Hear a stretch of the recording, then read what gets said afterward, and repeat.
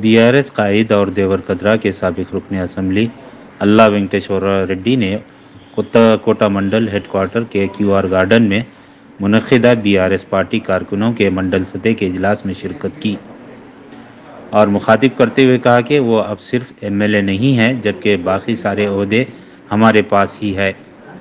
आइंदा मुंतखब होने वाले इंतखाबात में बीआरएस की शानदार कामयाबी के लिए सच्ची लगन के साथ मेहनत करने की पार्टी कायदीन और कारकुनों से अपील की। उन्होंने मजीद कहा कि वो हमेशा पार्टी कारकुनों के साथ खड़े रहेंगे।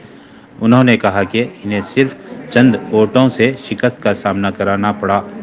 उन्होंने अपील की कि कायदीन और कारकुनान आपस में मुत्तहिद होकर काम करें। उन्होंने कहा कि बीआरएस कारकुनों को होशियार रहकर गलतियों को दूर करना होगा।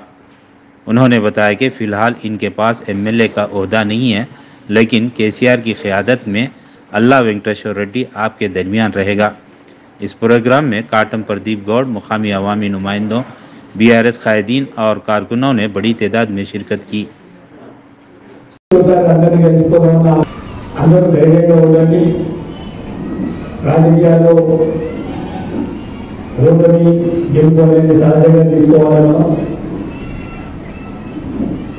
మనకు మీ అందరి కష్టం కావచ్చు, ముఖ్యమంత్రి గారి ఆశీర్వాదం, ఈ నియోజకవర్గ ప్రజల ఆశీర్వాదం, 10 సంవత్సరాలు ఈ నియోజకవర్గానికి సేవ చేసి అదృష్టం దొరికింది మనకి. ఉన్న 10 సంవత్సరాల కాలంలో నిరంతరం ప్రజల మధ్య వెళ్తున్నాం. ఈ నియోజకవర్గానికి ఏం కావాలి, ఇంకా ఏమేం చేయాలన్న ఆలోచనతో 10 రోజులు అనేది చాలా తొందరగా, 10 సంవత్సరాలు అనేది చాలా తొందరగా గడిచిపోయింది. కానీ ఈ 10 రోజులు అవ్వడానికి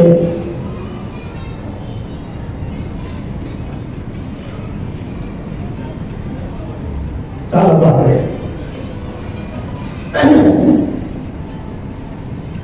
నాకు లీడర్ మనం మాట్లాడుతూ నాకు మంచి లేకపోతే 10 రోజుల కదా మర్చిపోతారు, కానీ ఇప్పటికీ మర్చిపోలేకపోతున్నాం, బాధలు మర్చిపోలేకపోతున్నాం అన్నాడు.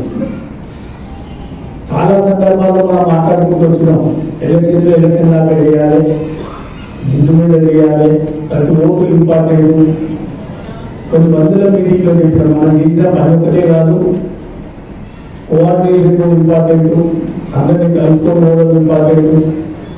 నేను ఆదిలాబాద్ జిల్లాకు సంబంధించి పోవాల్సిన 170 ఓట్లతో ఎట్లా ఓడిపోయిందో కొన్ని మండల మీటింగ్లో ప్రతి మండలంలో ప్రతి ఊళ్ళో కూడా చెప్పడం జరిగింది.